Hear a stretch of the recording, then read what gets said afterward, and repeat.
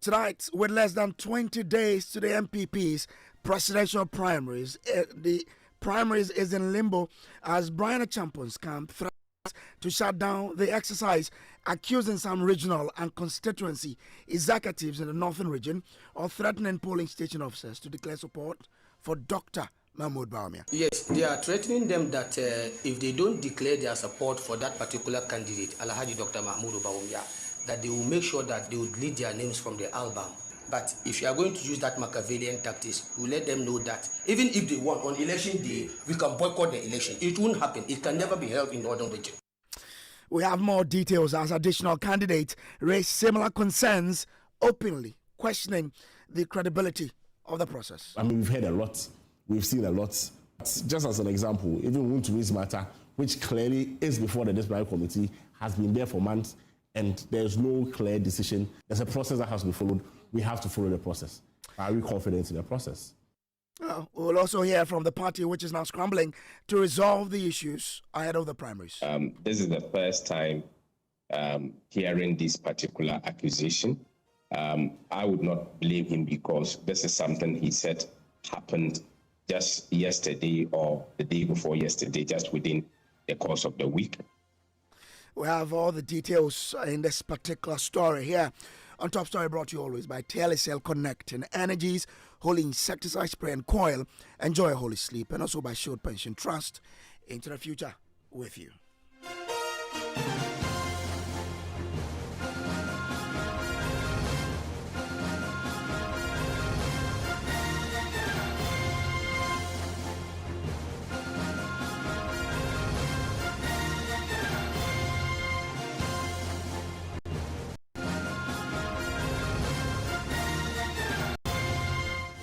Tonight, tensions rise within the NPP as Dr. Brian Acheampong's camp threatens to shut down the presidential primaries with barely 20 days to go, accusing some regional and constituency executives in the northern region of threatening polling station officers to declare support for Dr. Mahmoud Bawumia.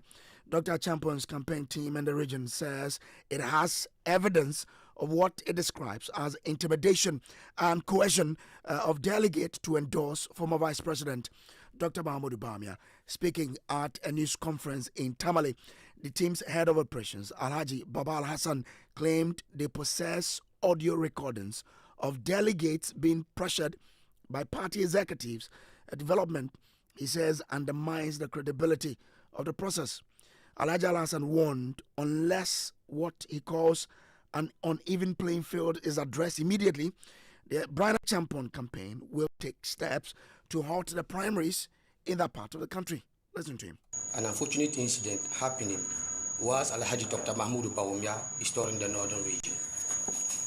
We have received several calls from polling station executives and electoral area coordinators expressing their displeasure with the way and manner in which some of the regional executives and constituency leaders forcing them to declare their support for Alhaji Dr. Mahmoud Bawumia against their wish. I respectfully request that those involved to order. Every member per the constitution of our party has the right to support any candidate of their choice. But forcing the polling executives to throw their support to any candidate will deepen the cracks in the party, which has become an albatross on our back. Yes, they are threatening them that if they don't declare their support for that particular candidate, Alhaji Dr. Mahmoud Bawumia, that they will make sure that they will delete their names from the album. That is what they are telling the electoral area coordinators and some of the polling station executives. Yes, we have the audio recordings. We were in Savannah region when the call started dropping. Even when they went to Zabzugu, they tried same and then it didn't work. They came back to Yendi, and you people too, you can testify to it that when the independent candidate wanted to pay a homage to the running mate of one of the aspirants, Dr. Mahmoud Bawumia, some section of people prevented him from meeting Dr. Mahmoud Bawumia. And then when they came to Savulgu, on the eve of going to Savulgu, they contacted one Alhaji Bwaziza, I don't know the name very well, telling him that he should force the electoral area coordinators to sign and declare their support for Dr. Mahmoud Bawumia. And if you go to Savulgu, we have 25 electoral area coordinators there, those who stood firm on their feet and those who were afraid were the 20 who signed. And currently they are calling Tamale North executives to Tamale Central, all the executives across the country, telling them that Dr. Mahmoud Bawumia should be the one they should vote for. If not, they will remove their names from the albums. And we are assuring them that no one can intimidate them. So we want a fair level ground so that people will know who owns Northern Region. Northern Region is not for anybody. Northern Region is a level playing ground for all the aspirants to come and campaign.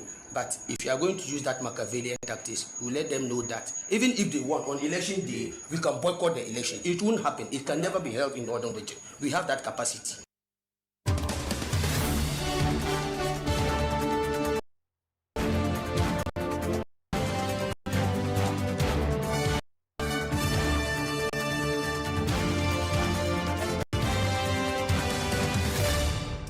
There's a stop story always brought to you by TLSL, connecting energies, also by Short Pension Trust.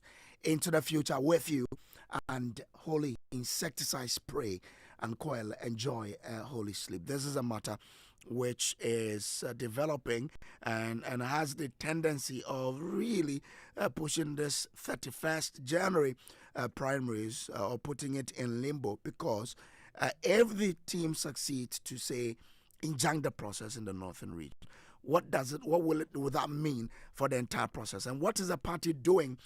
Tonight we hear from the party and what they are doing to salvage the matter. But these are allegations coming up from the Dr. Brian Acheampong campaign team. We'll find out the basis on which these allegations are being made, and we'll be joined by the head of operations for the Brian Acheampong team in the northern region, Alhaji Babalasan, and he's joined us on the telephone lines. I'm grateful to you, sir, for joining. Now, you are alleging that some people are coercing some other peoples, but you're not putting names to the persons that you've mentioned. Who are those coercing who to do what? Hello? Baba Hassan, can you hear me? Yes, but your line is not all that clear. If you can can you hear me now? Yes, I can hear you loud and clear now. Good. I'm asking, who are those coercing people to say, give your support to Dr. Bawumia? Yes, first of all, I would like to thank you for giving me this opportunity, and then thank your cherished listeners across the globe. Yes, the thing started when Dr. Mahmoud Bawumia stepped foot into the northern region to tour. When actually was that? Because he's been to the northern region. Yes, 3 days ago. 3 days ago, okay. Mm-hmm. Yes. Some of the regional executives and then constituency leaders are asking party coordinators and polling station executives to declare their support for Dr. Mahmoud Bawumia, or else they will delete their names from the register album that we use in our internal context. When you say some, who exactly are you referring to? Yes, we've petitioned the Council of Elders. So for now, I don't think naming or giving their names would be good for the public consumption, because I just spoke with the Council of Elders chairman, and then they've given us 72 hours to resolve that problem. But if they don't resolve that problem within the 72 hours, I will definitely come out and publish their names, both the regional and the constituency leaders who are doing that bid for Dr. Mahmoud Bawumia. But for now, I just spoke with the Council of Elders chairman, and he promised us to keep mute for 72 hours for him to address the issue before any other thing. No problem. What does resolution mean to you? Or what will consist of the resolution that would say, I'm happy with this? No, what we are saying is that, my stance is that Northern Region is not a stronghold for Dr. Mahmoud Bawumia. Yeah, I get that. You just told us that the Council of Elders say they will address this within 72 hours. And I want to find out from you what the solution you are looking for should be. Be free and fair. And this is not the first time. It happened when Bawumia DC mentioned it, and then Acheampong Chairman Wutimi also said it clearly that if they don't vote for Dr. Mahmoud Bawumia, they will delete their names from the album. And it has escalated to the northern sector. So our stand is that if they don't deal with this particular issue... But I get your stand. As for that, we are firmly aware of that. What I'm asking... Elections to go on. But Baba, can you hear me now? Yes, I can hear you. Good. So what I'm asking from you is, what to you will consist the solution of the matter? once the Council of Elders have assured you they will do that within 72 hours? Yes, for now, the whole matter has been shrouded. So let's wait for the 72 hours to come, and then we'll listen to what the Council of Elders say to us before we can take another move. What is your expectation of what Council of Elders will come out with? Yes, honestly, when I met the Council of Elders chairman, he was very peeved because he made it clear to us that it's internal contest. So there's no any party to come out boldly to declare his or her intention of supporting anyone or forcing party coordinators or polling station coordinators to support a particular candidate. Honestly, he wasn't happy about what is going on in the region currently. So he assured us that by 72 hours, they will come to conclusion of everything. He even promised me that when Dr. Bawumia steps foot to Tamale itself tomorrow, that they are going to have meeting one-on-one with Dr. Mahmoud Bawumia to call him to order. That was what the chairman of Elders told me. So what I want to find out from you, that so you are expecting the Council of Elders to resolve this matter, right? Yes, we are expecting them to resolve the matter. And I want to find out from you, what will be a resolution to this matter for you as a head of operations for the Brian Acheampong team? Yes, I stand by my words. If they are not able to resolve this particular issue, then they should forget 31st January elections. We will not allow it to come on. Okay, so what will convince you from the Council of Elders tomorrow? What will they say to convince you? When they have that meeting with the aspirant, Dr. Mahmoud Bawumia, definitely there are so many constituencies that he has to tour. We have 18 constituencies in the northern region. So the remaining constituencies, if we don't receive any feedback from them that they are forcing them to declare their support for a particular candidate, it means that the matter has been solved. But if we still hear that, or when we still get that feedback from the remaining constituencies, it means that they are not doing the right thing for us. We also wait for them on the 1st of January. So for you will act on the report you get? Yes, I'll act based on the report that the Council of Elders chairman will give to us. But I'm sure you've been in the political circle for some time to know that as part of a strategy, some other people can do exactly what you're saying just to paint the picture as though the issue has not been resolved. I didn't hear you well. I'm trying to say that can't it also be a strategy for some other people to call you to say they have received such threat when indeed they have not? No, I have audio recordings to back my claims. I wanted to even give it to your correspondent in Tamale, but they signaled me that because it's party is internal contest, I should keep it for now and let the Council of Elders take the matter. If they are not able to resolve it, they will also take it the Rambo style. So you're saying that if they resolve the issue, that audio won't come out? If they resolve that issue, I don't think that audio will be necessary again. But if they are trying to play foul in that particular issue, it means that there's a need for us to bring the audio out so that everybody will be named and shamed in that particular interview that I will do with you the next few days. But for me to believe you, I want to listen to the audio. Can you send it to me? I can send it to you, okay. But it is in the banner. That's fine. I'll get someone to translate it. Yes, I can send it to you in the banner. Then you play it, and then you have the evidence. When they refuse to listen to us, then you can also play it. You hear their names. Okay. Do stay with me. I probably will come back to you. But let me bring in Dixon Kisi Adomako. He's a doctor and spokesperson for the Brian Acheampong team. I'm grateful to you, sir, for joining us here. You've had your head of operations in the northern region, I mean, have these issues, I'm sure you've heard about it. Are you backing the call that if nothing happens, they would make sure they injunct the process in the northern region? Good evening. I followed the discussion. First of all, let me admit that Dr. Brian Acheampong has been able to tour the entire northern region, even including a portion of Boko, which I think is quite impressive. And to add to it, we've literally completed 275 constituencies out of the 276. Okay. And we are very happy about that. Okay. And in fact, the reception in the north was massive. Okay, that's fine. But I want to find out from you whether the decision by the head of operations that if this issue is not resolved, they will make sure they injunct the process in the northern region. Does it have the backing of the national campaign team? What I'm trying to make is that, we certainly are demanding for a fair electioneering. If people are being, as it is, pressurized, or as it is being coerced, then that is unfair, and we will resist it by all the internal party measures that needs to be done. Ultimately, we don't want any violence at all. We want a very peaceful internal election, and in as much as it is, everybody has his or her stronghold, and we, for instance, do not intend to, redo or, as it says, intimidate any people in the strong region of the Brian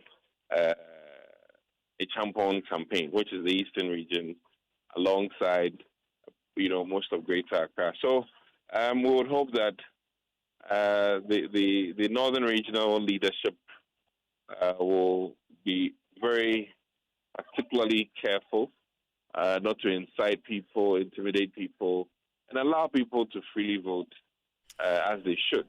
But that is an injunction part of what you think you will, put in place if the issues are not resolved according to how you're looking out to get this matter resolved? Well, I mean, certainly there's a conflict resolution process, or shall I say a disciplinary action process, which the party leadership is supposed to uphold. It is not different from any region.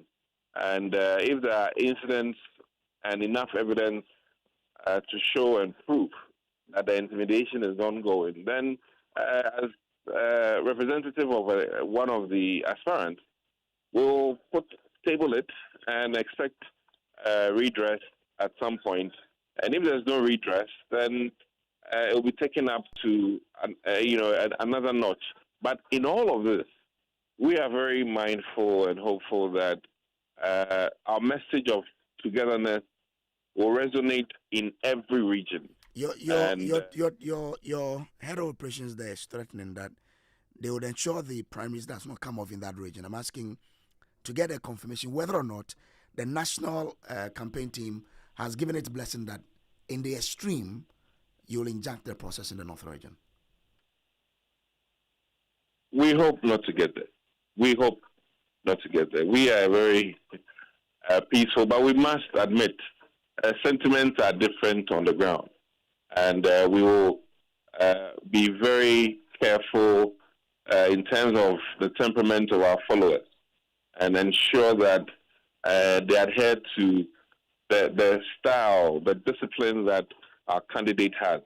And we'll match this in a very disciplined way, very appropriate based on the measures that need to be put in place. And so if I get you do not support the cause, not even if it comes to the worst, you will injunct the process. Committee that has been formed for such reports and try as much as possible to solve this issue amicably.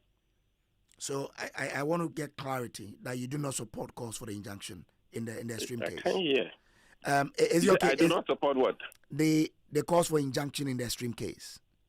Well, I mean, if we get there, we'll cross that bridge. I mean, all of the mechanisms, including legal, that needs to be taken, will be taken. I mean, there are many petitions, just to put one out there, about, TESCON, and it's been looked at. And there'll be more petitions in the next foreseeable days, which will be addressing very pressing concerns with regards to how campaigning and electioneering will go.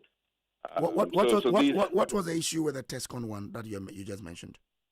Oh, some names have not been verified by some of the schools as true TESCON leaders. And we expect that that verification be or authentication be done. If not, then we'll scrap it. We scrapped it before. The last election for the General Secretary, it was scrapped. So by virtue of the inability of schools to verify or ascertain that the said people were current or even former executives of TESCON. So we are looking at all of these things. So it's not surprising. If need be that we use external forces in terms of legal ramifications to resolve the issue, we will do it. What we abhor is any violent action. Okay. We abhor that. We don't want that at all. Right. Stay with me, Dr. Kisia Dumako. And let me bring you Haruna Mohammed, who is Deputy General Secretary of the NPP. Haruna, you've heard these. What's the party doing to resolve these matters?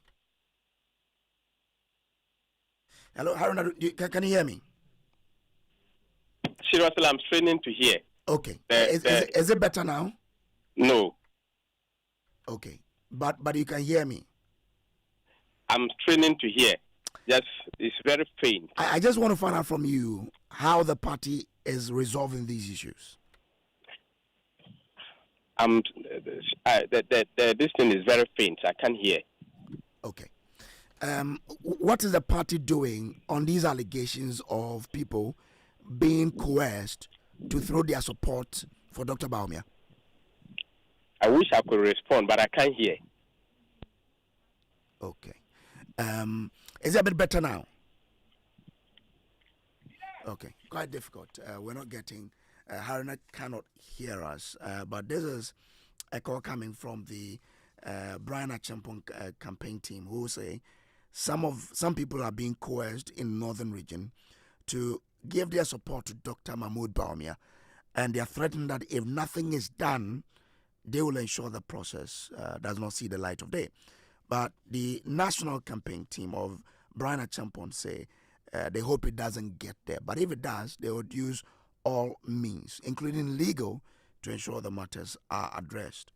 And he is promising that in the coming days, there will be a lot of petitions being brought to the national executives on this particular matter. Aaron, let's try again. Can you hear me now? Haruna, do I have you? Can you hear me? Somehow better. Okay. I'm asking for what the national executives are doing about these complaints of coercion in the northern region. Complaint? Of coercion in the northern region. That some people are being coerced to support Dr. Mahmoud Bawumia, and the Brian Acheampong team is cautioning that if nothing is done, then there will be repercussions. First, I will say good evening to you, your cherished listeners and viewers on social media. The election of the flag bearer for the new patriotic party is being headed by the elections committee. In the wisdom of the elections committee, they have set up what they call the IPAC, Intra-Party Advisory Committee, where there is representation of all the aspirants, either in person or their representatives. And again, these particular committee have had the cause to develop guidelines for the elections. And all of them signed in person. All of them signed in person, except His Excellency Dr. Mahmoud Bawumia, which Fred Owari signed for him by way of the issuance of the guidelines for this particular elections. These guidelines are specifically indicated infractions if they are dissatisfied with something, or there is an allegation, or there is something that you have to deal with. In this matter of what has been raised in the northern region, we are just hearing this in the media. There is no any official complaint that has been lodged before the party or the Presidential Elections Committee as is supposed to be the guidelines for these particular elections. So what I will advise is that if this is actually true and they want the party to actually address so, then it should be appropriately put before the party's organ that is supposed to deal with this particular matter. I cannot be dealing with nothing. I must be dealing with something, and that something has not been put before me. So, Kojo, it will be very surprising for me to be addressing a matter that has not been put before us. Okay, so unless it can, but he says they petitioned the right quarters to handle the matter. They said they've sent a petition per the guidelines we have issued.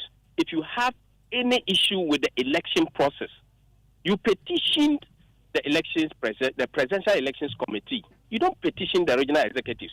You don't petition the Regional Council of Elders, or you petition a constituency council of elders. You can only bring the matter to the attention of the Regional Council of Elders to advise for advisory services or caution.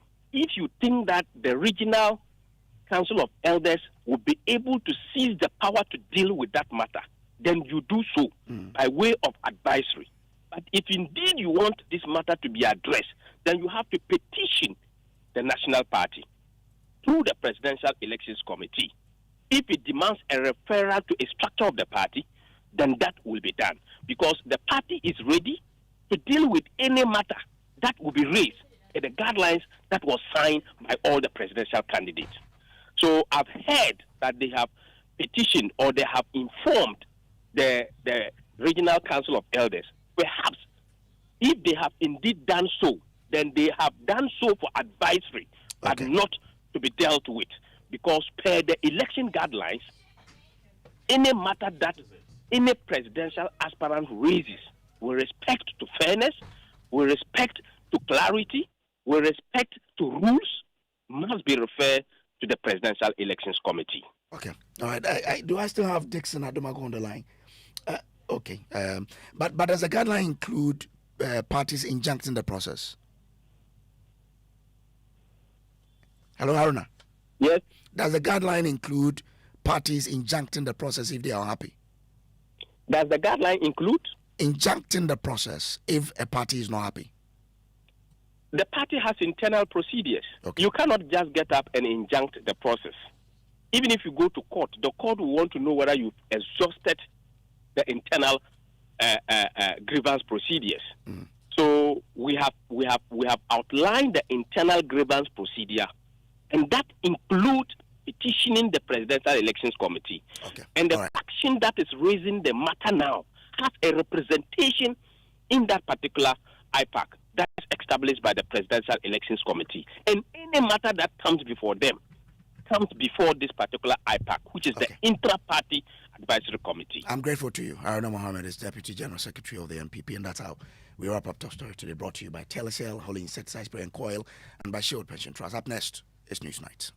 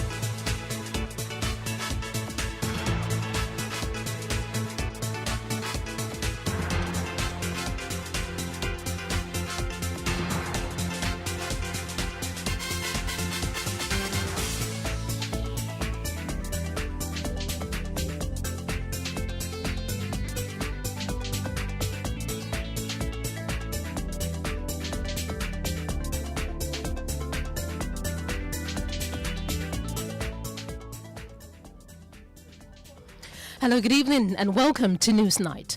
This bulletin is live on Joy 99.7 FM in Accra, Love 99.5 FM in Kumasi, and on over 30 affiliates across the country. Coming up, Bank of Ghana points finger at Controller and Accountant General's Department as it absolves itself of blame in botched $12 million Pualugu Dam scandal. We'll tell you why the Central Bank is asking the Public Accounts Committee to seek answers from the department. If this was a loan from Bank of Ghana, certainly we will take over that oversight role. This was a Government of Ghana project. We cannot speak on that. We have more reactions from the Bank of Ghana, the Public Accounts Committee, where it announces a meeting with the Ghana Gold Board this week over the Gold for Oil Reserve program after commencing a financial audit into the Gold for Oil Reserve program. There were quite too many issues under the Gold for Oil that we needed to unearth, and therefore the board authorized an external audit. We got PPA approval for the audit just about 2 months ago. Well, also tonight, a public health emergency is unfolding at the Teshi Camp 2 clinic, where the absence of running water is turning a place meant to heal into a breeding ground for infections. We'll bring you troubling details of how nurses say the lack of water is crippling healthcare delivery, forcing them to use their own money to buy water, while poor sanitation fuels the spread of infections. Coming up in business. Well, Bank of Ghana added 100 tons of gold to its reserves for last year, worth $10 billion. And a bit later, Ghana's airspace faces shutdown as air traffic safety engineers issue stark threat of withdrawal of services starting this Thursday over salary distortions and administrative failures. In sports, Real Madrid part ways with head coach Xavi Alonso and appoint Abeloa as replacement. We've got the latest of these and many other stories coming up in the next 60 minutes. You can be a part of this show by sending us a WhatsApp on 055 11 11 997. My name is Kenneth. Gyasi. My name is Ofori. Details after this. No gari, no oil, no plantain, just beans then eggs. Hey, brah, that be dangerous combination, no? Problem no day. I feel handle am. For Telecel, with the Bob say everybody gets what they like. That be why Made For Me bundles day. Based on your usage, you fit get your own data and call packages. Fala! Made For Me bundles like the way you the want them. That *530# then buy Made For Me bundles today. Telecel, connecting energies. Son, we are so proud of you for setting up this hospital. I really love those hospital beds and waiting chairs. By the way, did you import them? No, Dad, I didn't. I actually got them from Kindle Books and Stationery right here in Ghana. Wow. We also bought our office supplies, safes, executive desks and chairs from Kingdom, and they gave us expert advice on how to set up our office. Guys, that makes 3 of us. I also got our sofa and bedroom sets, plus our dining hall furniture for our new home from Kingdom. Wow, Mom, that makes 4 of us. I usually get my stationery items from Kingdom, and my teacher also mentioned that our classroom furniture was provided by Kingdom. So there you have it. Whenever you're thinking about setting up an office or acquiring furniture for your home, etc., Kingdom Books and Stationery should be your first port of call. With over 40 years experience in the industry, we stock and supply a wide variety of globally sourced office and home furniture, stationery and equipment. Visit our head office, Takweje, Osu near the Osu Cemetery, Temania Community 4, Takoradi opposite Vijay Mays Plaza, Cape Coast University Bookshop, Spintex Road near Absa Bank, Atomic Centerpoint Mall, Winneba University Campus, KNUST, the University Bookshop, and Santasi in Kumasi. You can also visit our shop online, www.kingdomstoreonline.com. Hurry while stock lasts. For further inquiries, contact us on 050-162-0810 or 0302-764-101. Email info@kingdomgh.com. Kingdom Books and Stationery Limited, where quality and affordability is assured. Terms and conditions apply. No matter where we are, Africa always calls us home. And here in Ghana, the call is clear: to power growth and create lasting impact. At Stanbic Corporate and Investment Banking, we are creating giants and connecting businesses. From financing bold energy projects to enabling cleaner, reliable power for industries, we are fueling Ghana's transformation. With our support, Gensa Energy is delivering sustainable energy that powers Goldfields operations, helping them move closer to cleaner, greener mining. This is a story of how we bring businesses together, create jobs, empower communities, and invest in the next generation. Stanbic Bank, delivering sustainable growth, creating impact. To learn more, visit stanbicbank.com.gh.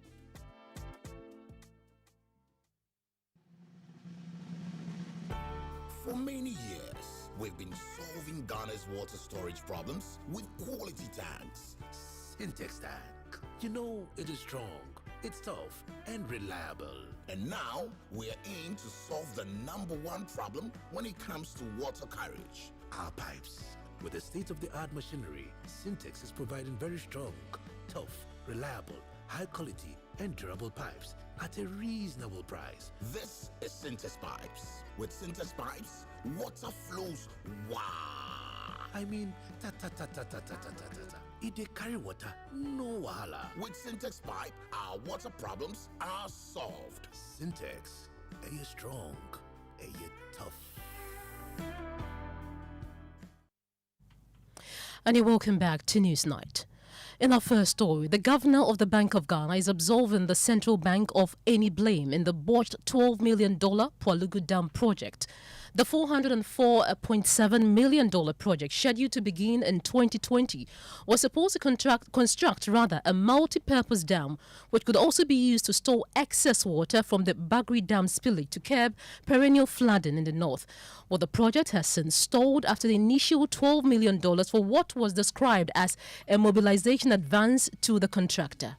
Well, the matter came up at the Public Accounts Committee hearing where members sought clarification on how the money could be retrieved from the contractor since no work has been done. But the BOG Governor Johnson Esiama says although the Bank of Ghana made the payment, it was on the instruction of the controller and they must be held responsible. Borders on issues about value for money. That doesn't sit with us. As I explained, we go by the documentation. We are a banker, for government. And so controller, Ministry of Finance, those agencies will be able to explain who does the value for money checks. What we do is to go by the underlying documentation, that dictates how the account is operated. With all due respect, cost of value for money doesn't come in at all. Monies were paid to a contractor, but no work was done. So, controller must have sent the documentation to Bank of Ghana for you to pay. So, in that case, it's controller that we have to go to. Is that the case? Because nothing was done over there. Controller and any other agency will be able to speak to that, not us. Chair, if this was a loan from Bank of Ghana, certainly we will take over that oversight role. This was a Government of Ghana project. We cannot speak on that. Well, let's stay with the Bank of Ghana at the Public Accounts Committee a bit longer because a number of issues have been coming up with regards to the controversial Gold for Oil and Gold for Reserve program. And our Parliamentary Affairs correspondent, James Aveji, was at that particular event and joins us on the telephone lines for more. James, what are the details? Because we're learning the Bank of Ghana has triggered an external audit into the Gold for Oil program. Tell us more. Well, but Kenneth, so it became a matter of interest for the committee. In fact, it wasn't part of the infractions that came up, but the chairperson of the committee, as a matter of public interest, and it went on, and the governor revealed from a list of, losses he read, indicating that the Gold for Oil, for instance, in 2022 to 2024, recorded over 2.2 billion Ghana cedis.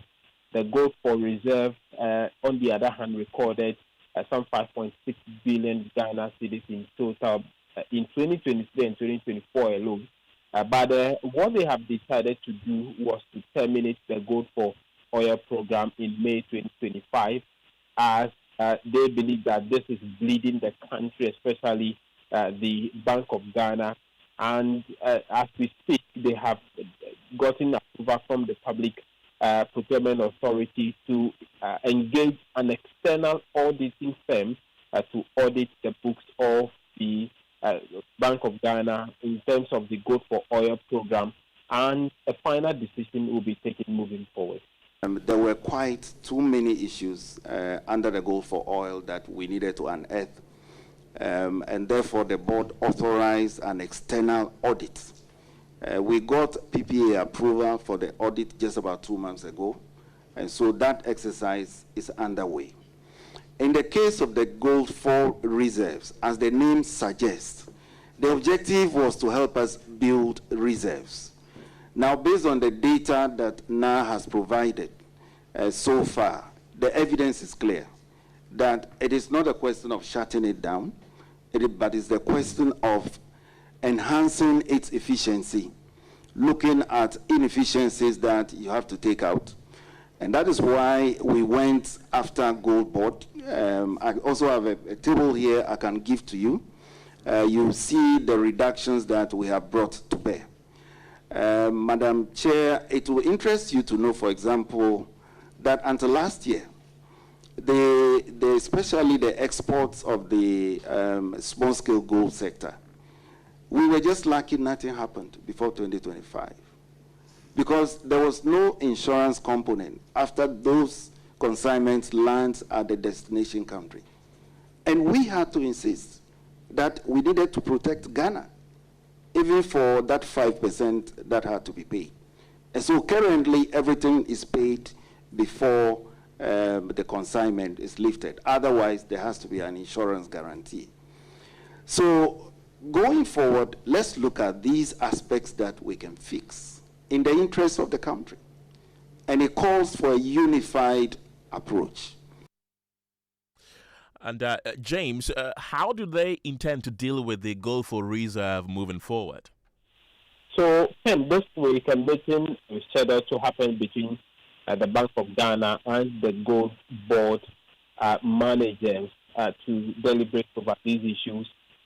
You will recall that on last Saturday, when the Gold Board CEO, Sami Dempsey, appeared in News Park, he told the public that they are trying to see how they can take over the entire program from the BOG and implement it on the books of the Gold Board. And so some of those issues will be coming up, which would pave way for how this will be implemented, as to whether the BOG will continue to implement it through the Gold Board, or the Gold Board will take full possession of that moving forward. Right, and the Education Ministry also appeared before the committee. What infractions did they answer for? Well, they've been answering to the Auditor General's a report on the provision of some public toilets across the country, which projects have not been delivered fully. The Deputy Minister for Education, Clement Apak, have been promising that they're following up on all those. But the key issue he's been speaking to journalists about after the committee sitting has been the matter of the fees charging saga at the University of Ghana. He said they have fully mediated that issue and promising that the ministry will ensure that every single CD that has attached from students will be refunded to the students. Rightly so. Any student who made payments above and beyond what we have just communicated to the public and to the university through GTech would get a refund. At least his or her, academic record will be credited with any outstanding balances, so they can be rest assured. But should students notice, probably by the end of this week, going towards the end of next week, that no such reversals have been done or no such credits have reflected on their records, they should let us know, and then we would alert GTech to crack the whip. Away from Parliament, a disturbing reality is confronting patients at the Camp 2 clinic in Teshi, where walking in for treatment may instead expose you to infections as the facility struggles to operate without water. Nurses at the clinic say the worsening water crisis is severely affecting healthcare delivery, allowing infections to spread due to poor sanitation. Now, according to the health workers, the facility frequently runs out of water, making it impossible to wash bedding or properly clean washrooms after patients have used them. They warn this is exposing patients to serious health risks and worsening already fragile conditions. Fiti down, Musa said 5 months now, 2 papi, me, Adriani. I haven't been able to cook and sell for about 5 months now. Infection, because with the bed sheets, washing it is a problem. So I say spread of infection is really becoming high here. But because we can't get water to wash the bed sheets, if the person lies on it and we see, oh, this one is not dirty, so let me let the other patient use it. So infection is really a problem for us now. Imagine wee. Okay, somebody would have to use the washroom, and since there's no water to flush immediately, the next person will also have to do that until there's a pile up, and then we are able to flush. So there really is going to be an infection spread. I had to go back home because I wanted to use the washroom and then your hands, but because there is no water, sometimes you are tempted to use the sanitizer to wash your hands. Cross infection, it's not really helping us, so they should do something about it for us. We purchase water with our own pocket money, and we have to travel distances to fetch water. Sometimes 20 cedis a day for the gallons of water. So when you come to Sachet, we spend like between 30 and 50 cedis. Well, my colleague Ramat Bashiru was at the Teshi Camp 2 clinic, and she joins us in the studio with more. Ramat, what more did you find out from the clinic? So, Pearl, beyond the clinic, the impacts of water shortage is being felt across the Teshi Camp 2 community. Food vendors in the community say the lack of water has forced many of them to halt operations, basically cutting off their primary source of income. And he also spoke to... said 5 months now, 2 papi, me, Adriani. I haven't been able to cook and sell for about 5 months now. I have to travel to Osu and Labadi just to buy water before I can work. The situation is really serious, and the authorities need to do something about it. Yenye ben ye aduane ne pe ne ye fi osuton ene afaka akọ osuton ene akọ penso a mi de be nu aduane ne na mi be yo mi tra ono iso na mi de be dali kura no kitwe bi pe na mi de dwale ye na mi ba ye na mi be nu aduane na ehia mi aduane kura mi de be nu anu kura mpo enso aduane na mi de be nu anu ye hu nyina ahihye pure water na ye to na ye de dware. We are bleeding because we have to buy sachet water for domestic use. I've stopped cooking because I don't get water. I can't use unhygienic water to cook and sell. So for now, I've stopped working.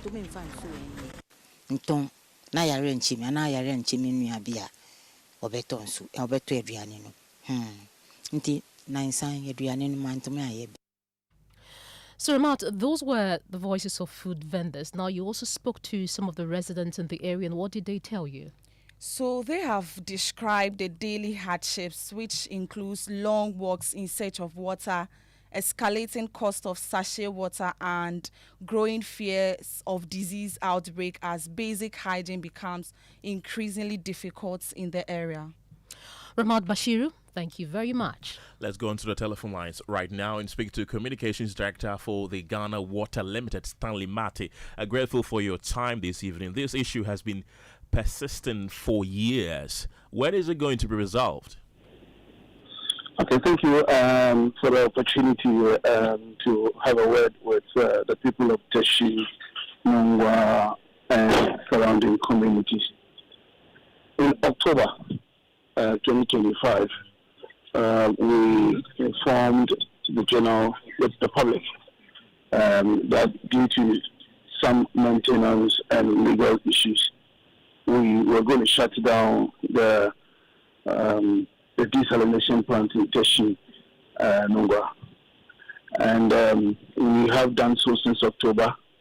And then the only way that we can serve the people within that enclave is to distribute the water that comes from Bawumia into Tema, Acheampong, and other areas with the people of Teshi and Nungwa.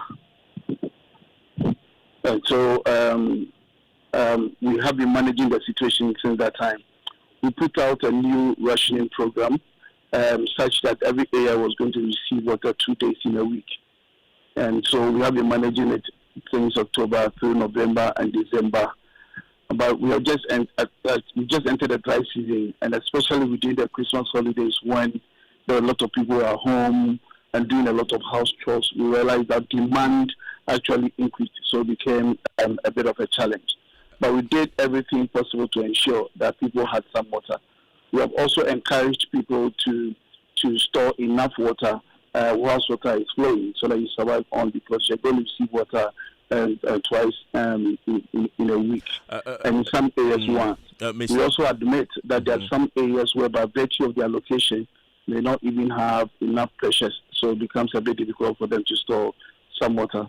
I must say that we are very sorry. We apologize to the public for the inconvenience that the situation has created. But under the circumstances, we all have to bear with the situation so that so that we all see the way forward, or we all see the best way to come out of this challenge. Now, I have mentioned that there are two reasons why we have shut down the treatment plant. And then the other is maintenance. We realize that with all our treatment plants throughout the country, they have an average age around 40 years. Why or how do we have our treatment plants function for 40 years and still functioning, give us a very good output? It's because of our maintenance quota. It's because of our standard operating procedures that we strictly adhere to. And same way with this treatment plant, with the new desal plant, that is our expectation. So it is a build, own, and operate arrangement, and then transfer. So BOOT, build, own, operate, and transfer. So government got some investors to invest into the desal plant. They own and operate the plant, and then after 25 years, they hand over or they transfer the ownership to Ghana Water Limited. Now, every month we pay a capacity charge, and then they sell bulk water to us, to which we distribute and then pay back. Okay. Now, after 25 years, we expect that when the ownership of the plant is transferred to us, we expect the plant to be in a certain condition where we can use it for another 25 years. So if the plant is not maintained to the extent to which we can get access to a very good plant and then use it for another 25 years, that becomes a bit of a challenge. And that is why, as Ghanaians, as Ghana Water Limited, we are insisting on some level of maintenance so that we can have a very good plant. Now, we are also insisting on the plant because we expect that the water that is shined out or pumped out of the plant meets the standards to which will not create challenges for Ghanaians. As a company, we have 2 or 3 standards that we use. We use the World Health Organization's drinking water standards, and then the Ghana Standards Authority standards for drinking water. Now, the Ghana Standards Authority standards is higher than WHO. And then as a company, Ghana Water Limited, we also have our standards, which is higher than that of Ghana Standards Authority. So every water that is pumped out of any of our treatment plants meets a certain threshold that is safe and wholesome for consumption. And that is what we expect from the desal as well.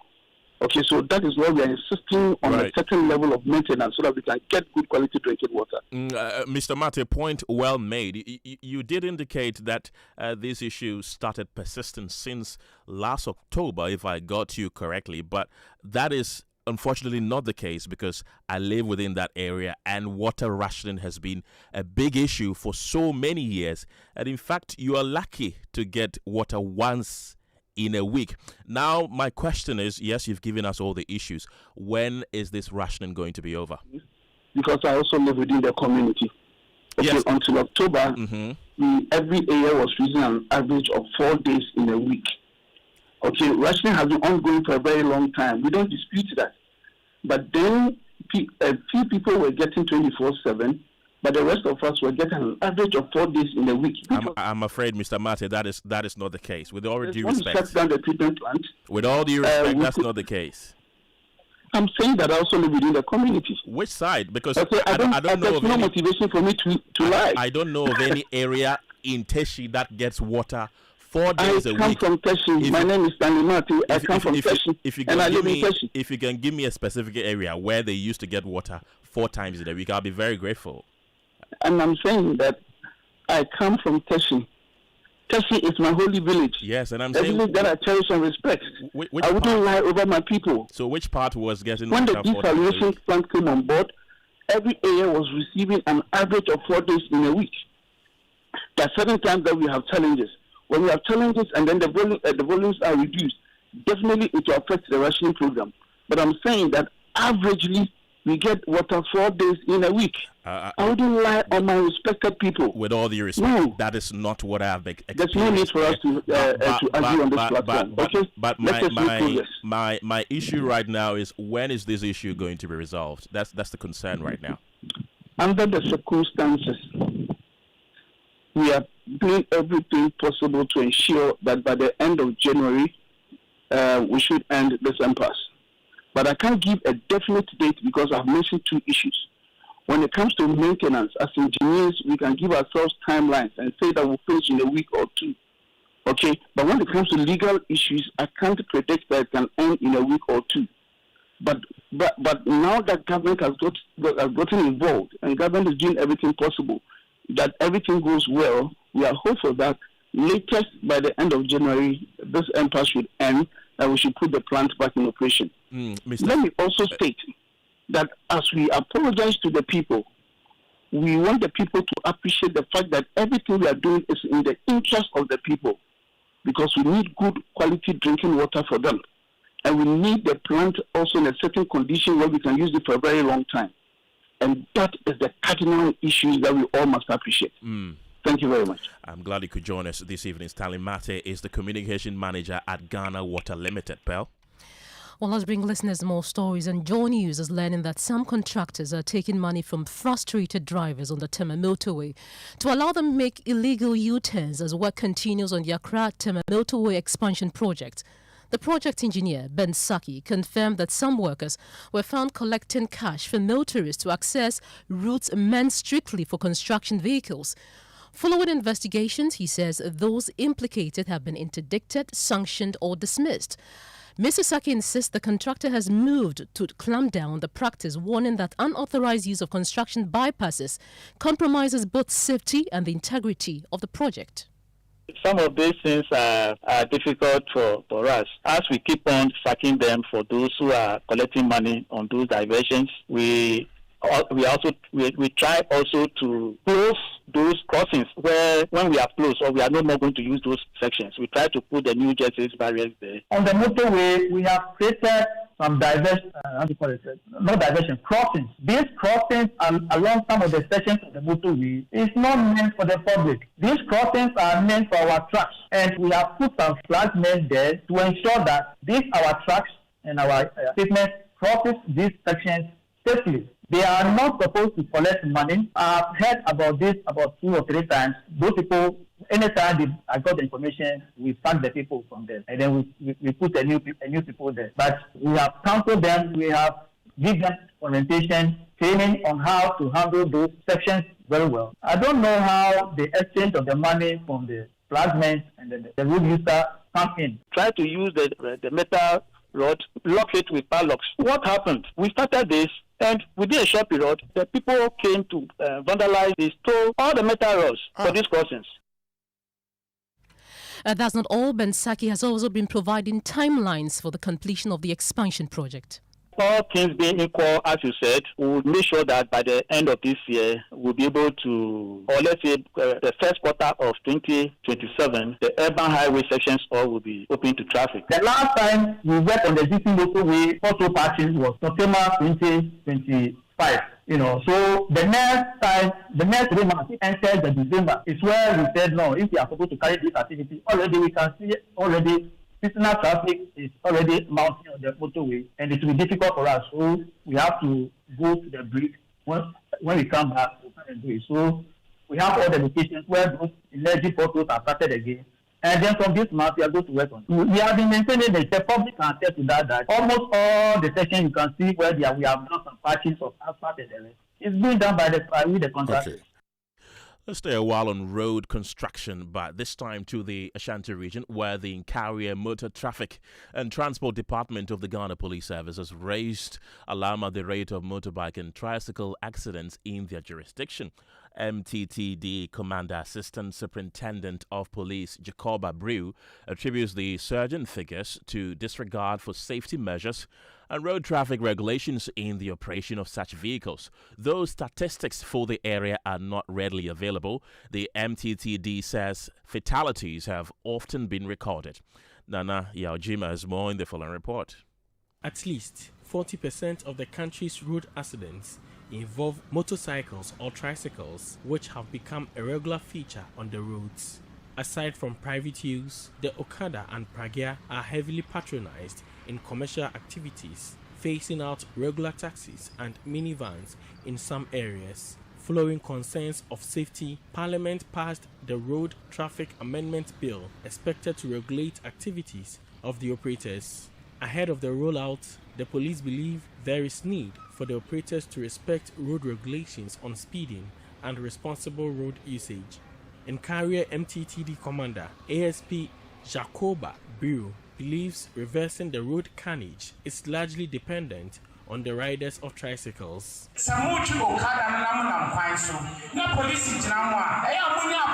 I plead with you to respect the police whenever you're on the road. It is relevant that you adhere to their commands on the road. It is for your best interest. Most of you disregard your authority on the road.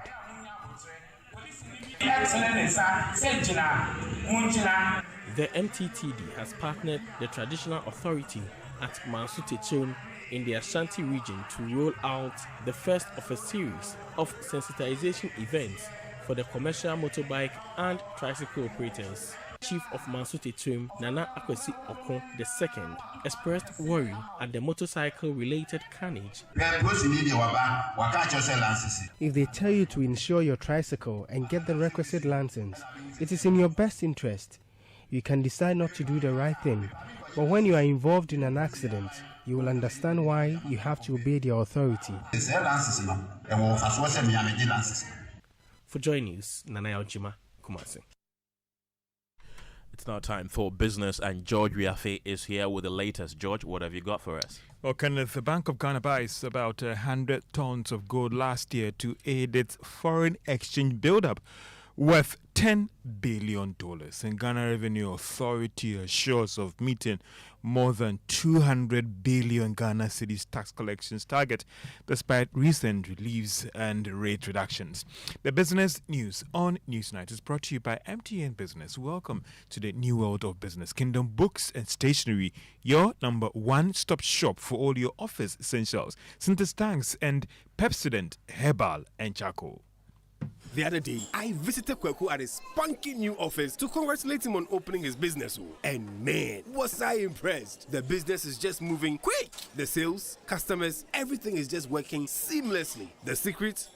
He said, it's MTN Business Broadband. In this fast-paced environment, we need fast and reliable internet to support all business types. No laggy online meetings, great download and upload speeds, impeccable business management systems, all inclusive. I mean, you can have it all. Shout! I signed on immediately.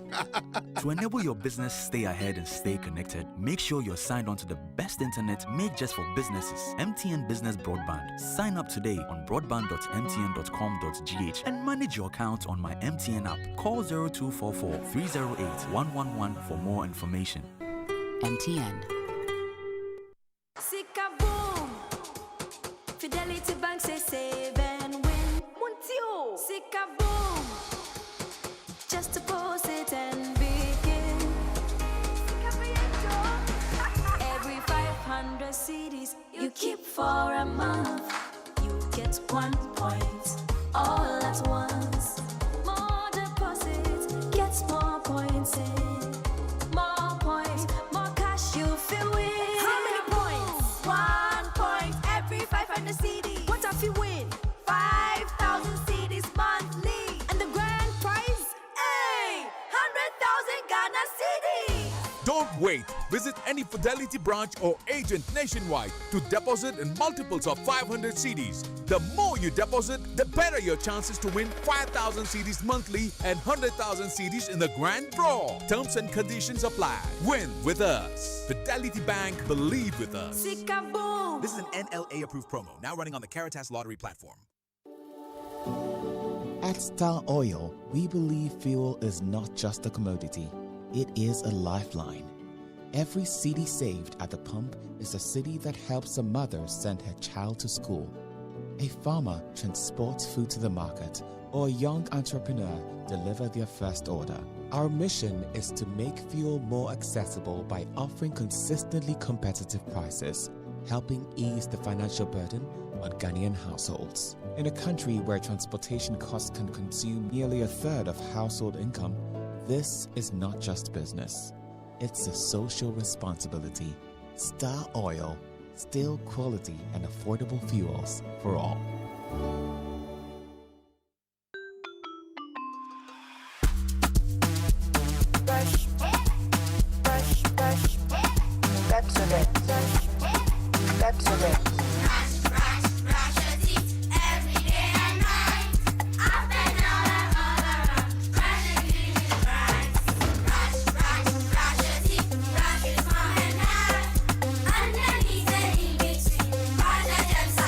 Brushing gets more fun with your kids with the new Pepsodent Kids toothpaste. Give your smiles protection that lasts. Grab yours today from a store near you. This advert is FDA approved.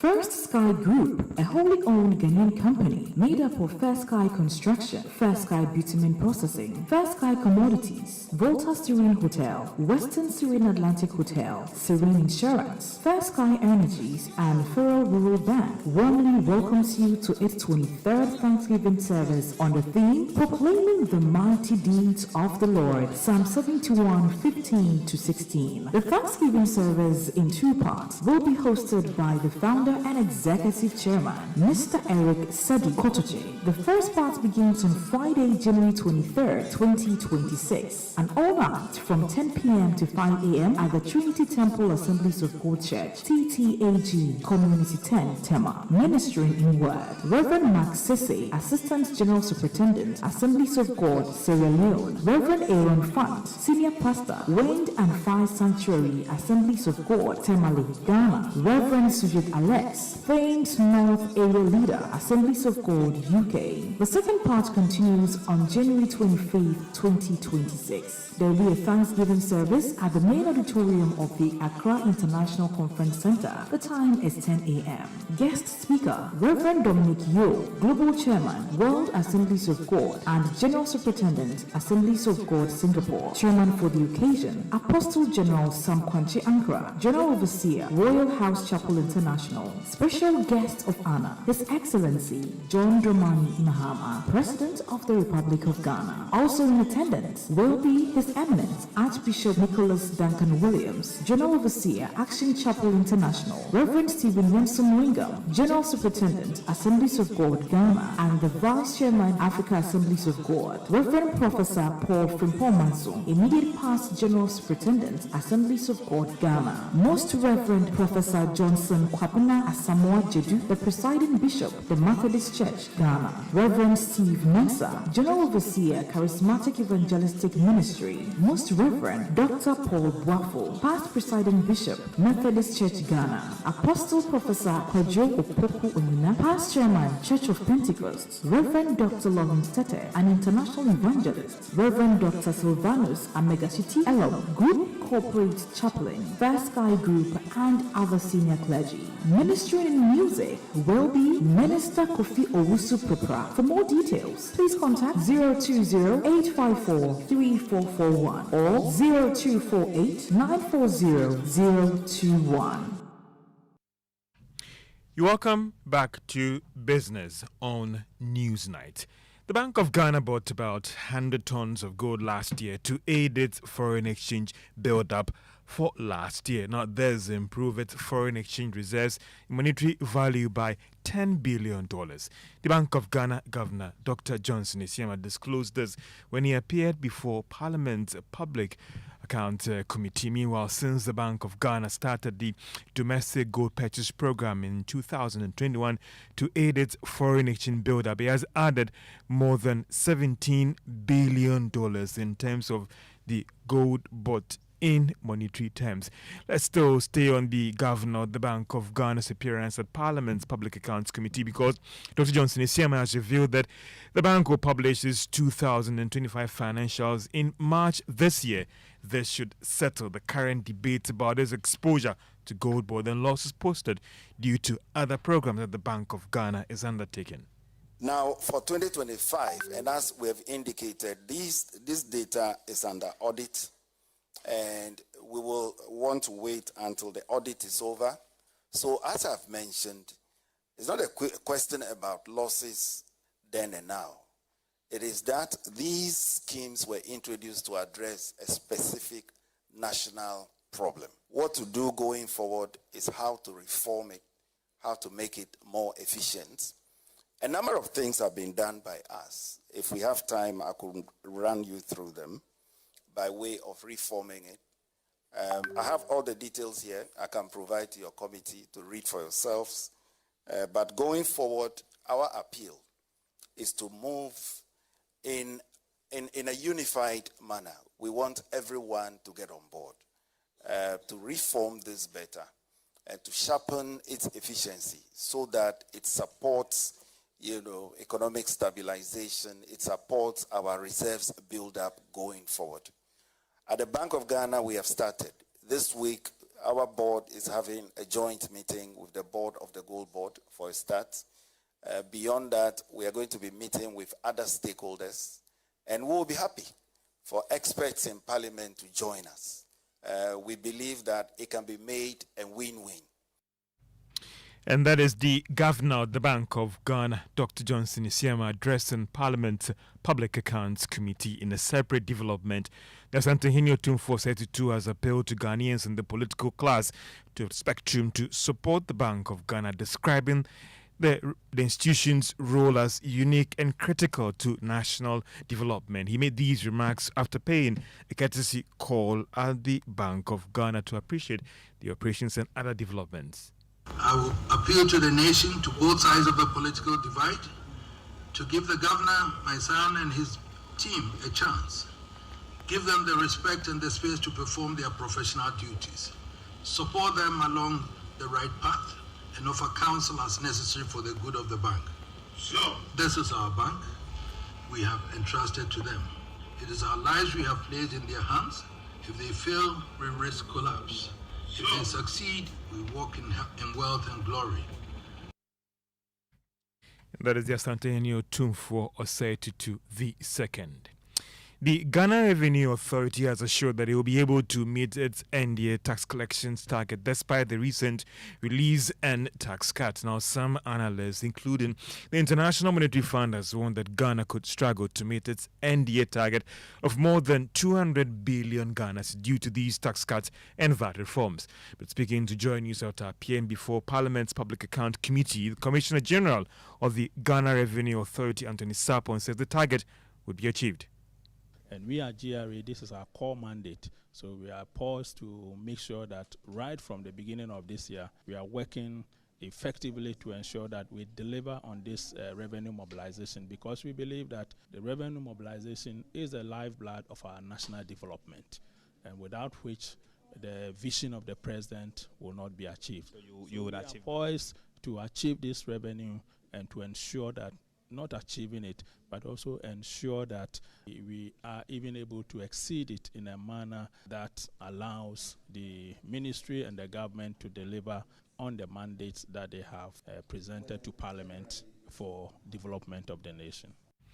Anthony Sarpong is the Commissioner General of the Ghana Revenue Authority. Consumer demand for goods and services have picked up strongly since November last year. Now, that's according to new findings by research surveillance firm Maverick. The spike has been influenced by the city's record appreciation against the dollar and the continuous slowdown in the rate of inflation. Development has seen consumers return to bulk purchases instead of small portions. Meanwhile, the chief executive of Maverick Research, Ato Maeka, had earlier explained to Joy Business that development has been influenced, but also influenced businesses to drop prices. We see some businesses dropping prices from that in that sense. If you look at food, edible oil, and some of those categories, we see promotions around that among the key staples. In that sense, electronic goods, so TVs, etc., we see discounts and promotions being run, right? But in terms of our survey and what we've seen, we did two waves, the first one in June and now one that closed about 2 weeks ago. What you see is how Ghanaians are yearning more for discounts or price relief. And I say price relief intentionally, that we're not only looking at just a pure reduction in prices, but actually enhance value in terms of what the money can buy, or how many the quantum that it would. So yes. And that is the chief executive of research surveillance firm Maverick Ato Micah. And that's all for business on Newsnight. Back to you, Kenneth. Well, thank you very much, George. It's now time for sports, and Benaya is here with the latest. I hear that another big coach from a big club has been sacked. Who is people it? are losing their jobs this year. Yeah. Entered January, Maresca lost his job. Amorim has lost his job. Yeah. And the latest, Xabi Alonso. Yeah. The funny thing about Alonso's sack is, you look at his record and you're saying, certain clubs would imagine or want to have this kind of coach right now in Madrid. Isn't that the standard? That's what separates Real Madrid from the other others. Clubs, you know. You have Amorim who was mediocre for almost 2 years. Because imagine 34 games, you have 24 wins, 4 draws, and 6 losses, and you've already lost your job. Yeah. All right, so Alonso has left his role as Real Madrid head coach, and Madrid announced the news 3 hours ago following Sunday's Super Cup 3-2 defeat against Barcelona with a statement. Although the board does not believe Alonso is solely to blame for the situation, according to reports, they are unhappy with the team's image and recent results with the Los Blancos, 4 points off the leaders Barcelona in La Liga. Now, furthermore, there is concern that a significant part of the dressing room does not have a good connection with the head coach and his ideas. So that means former Real Madrid and Liverpool fullback Alvaro Arbeloa takes over from Xavi Alonso with immediate effect. That's it for sports, Kenneth. I think the defeat against Barcelona was what? And we also report that he doesn't go along with Vinicius and some of the big guys in the dressing room. You know, when these things happen, there's always one winner. They always sacrifice the coach and leave this place. It actually depends, though. If the coach's performance on the pitch was good, all these wouldn't have mattered. And I think even though they were getting the results, he wasn't still able to implement his ideas and the football they were playing. The fans weren't really happy and all that. So that's it. Madrid with the standards. I'm still looking at which big coach will be the next victim. Anyway, Benaya, thank you very much for bringing us the latest in sports there. And let's bring you more stories, pal. And Ghana's airspace could grind to a halt as the Ghana Air Traffic Safety Electronics Association threatens to withdraw its services over what it describes as deeply entrenched welfare and administrative failures at the Ghana Civil Aviation Authority. In a strongly worded statement, the association says it will withdraw its crucial services if its long-standing grievances remain unresolved by January 15th. And they are blaming the management of the Ghana Civil Aviation Authority for years of fruitless negotiations, repeated broken assurances, and what it calls sustained bad faith engagement that has pushed the situation to a breaking point. My colleague Collins Frimpong joins me in studio with details of that particular statement. Collins, what are the reasons for this potential strike? Ken, this was contained in a 4-page statement, and according to the association, this action is in line with Section 159 and 160 of the Labour Acts 2003 at 651, which satisfy the statutory obligation to provide not less than 7 days prior notice before the commencement of any lawful strike action.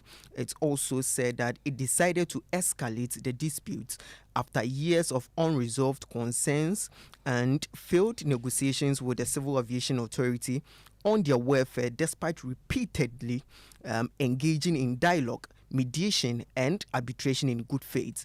No meaningful outcomes have been achieved. The decision also is driven by management's inconsistent positions, previously labeling the association as non-essential workers in 2016, but now claiming they are essential workers to support their current case before the National Labour Commission. And we know that they are making a plethora of demands. What are they? So, first of all, issues presented to the board on the removal of one Mr. Ebenezer Sego as the Director of Human Resources, and after he oversaw members recruited, placed as junior staff in 2012, repeated the same thing in 2014 and also 2019, despite intervention of the Director General. The issue was repeated in 2022. Another concern raised regarding was regarding salary distortions created under the supervision of the current Director of Human Resource, and also the Ghana Air Traffic Safety Electronics Association are also demanding that full implementation of one Dr. Imoro's report, which clearly outlines needed to restore industrial harmony. So these are some of the demands that they are making. Interesting. You've been engaging the president of the association. What has he been telling you? So according to Engineer David Anand Mensah, the Ghana Air Traffic Safety Electronics Association embarking on the strike will mean that there is no guarantee of safety within the Ghana's airspace. Our job is very simple. We ensure operational reliability of all ground-based equipment, namely communication, navigation, and surveillance. That supports air traffic operations and air traffic control operations. So once it plays down our tools, it means that may affect the integrity of Ghana's airspace. And does it also mean that potentially there's going to be a disruption at Ghana's airport, especially at Kotoka? We cannot say for now because when you don't deal with flights at Kotoka, we also deal with route flights which are not coming to Ghana, but they are just crossing over. You understand? They are crossing. We are relying on our system to cross over to maybe neighboring country or so. So it is rather the airspace. Airspace. Yeah, in the airspace that our activities will affect. We cannot guarantee the safety of the Ghana's airspace. Now let's bring you other stories. And the Minister for the Interior, Mohammed Muntaka Mubarak, has announced the arrest of one person by the Ghana Police Service for allegedly using social media to lure and deceive unsuspecting individuals in an attempt to compromise the ongoing police recruitment exercise. According to the minister, the police acted swiftly after detecting the activity, tracked the suspect, and effected the arrest. The suspect is expected to be arraigned before court as investigations continue. Well, the minister, who visited several recruitment centers in Accra following the commencement of documentation and body inspections for applicants seeking to join the police service, assured the public that the security agencies are on high alert to prevent any criminal interference, stressing that the process will be fair and transparent. One person, at least for now, because we are working with Eagle Eye, and believe me, we are using all the resources available to us: National Signal Bureau, NIB, CID, PID. We are using all, and we are working with Eagle Eye online what people are doing.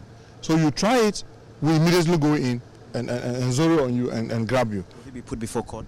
Yes, obviously, because the person is being processed. I want to believe that today, tomorrow, the person will be put before the court, because we just don't want to compromise this process at all. So we see the slightest thing, we won't even wait for you to commit the crime. Once you advertise it, we know that the intent is clear, so we'll come after you. And for this one, we are not sure whether he has been able to get any victims, because we saw it, I think, Tuesday or Wednesday, and by Saturday we've been able to zero down and grab him. And we want to believe that he may be working with some other persons. So we are trying to do all those. And I'm very confident the Director General CID is on top of it, and we'll make sure that we'll get all of them arrested. Well, the minister also noted that proper measures have been put in place to ensure the recruitment process is conducted fairly, describing protocol recruitment as a thing of the past. And this idea that, oh, I can give it to somebody and that, please, if someone collected your thing, that is going to give it to Minister of Interior, please forget it. You go through the process.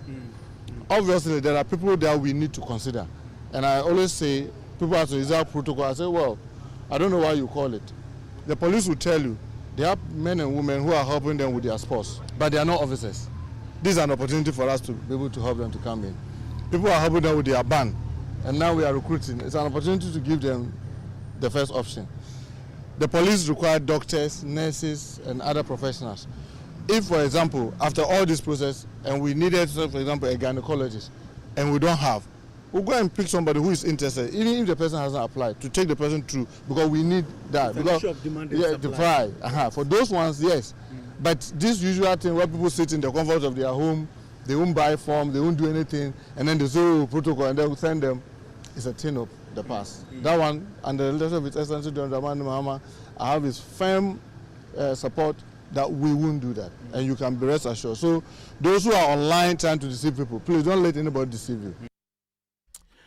And residents of Nyangpanduri in the northeast region are once again gripped by fear following the mysterious disappearance of a middle-aged man. Well, the incident has heightened anxiety in a community already troubled by similar cases in recent years. Speaking to Joy News, the man's wife and his son say their family has been living in sorrow and uncertainty since his disappearance and has called for swift action from the authorities. The following report has more. The missing man, identified as Dokin Jenlari, was last seen after leaving his home in the evening. According to family members, he told his wife he was stepping out briefly but never returned. His son says he's saddened by the disappearance of his father. Waking up every day knowing that your dad is not around, he's not dead, you don't even know what you are thinking about. So sad. He's, however, dissatisfied with the police's response so far and has appealed for intensified efforts to locate his father, dead or alive. I'm losing hope on the police, but not losing hope to see my father. And this is not the first time this thing is happening in town here. I should be able to find my dad, even if it is the body. I should see the body of my dad and then bury him. I'm appealing to the government, whosoever that has the power to do everything possible to make me find my dad. That's the appeal I have right now. He added that although he fears the worst, especially given reports of unexplained disappearance in and around Napanduri, his wife, speaking emotionally, says the family has searched tirelessly, but without success. She says sleep has eluded her since her husband's disappearance, noting that she has spent her entire life with him and she passionately appealed for his safe return. Joy News has learned that this is the 8th recorded case of disappearance in Napanduri in recent years. In most cases, the victims were later found dead, often with body parts missing. Lias Sutanko reporting from Napanduri for Joy News. There are a lot of people We can now go to the Ashanti region, and hundreds of patients at the Komfo Teaching Hospital can no longer return to their homes after failing to pay their medical bills, with management saying it is compelled to keep them beyond their medically approved discharge dates. Hospital authorities say the increasing number of patients who owe the facility is worsening congestion, reducing bed availability, delaying surgical procedures, and placing additional strain on limited medical resources. Management further warns that the situation is exerting significant pressure on the hospital's finances and its ability to meet payment obligations to medical suppliers. Dr. Pakwesi Beidu is the Chief Executive Officer for the hospital.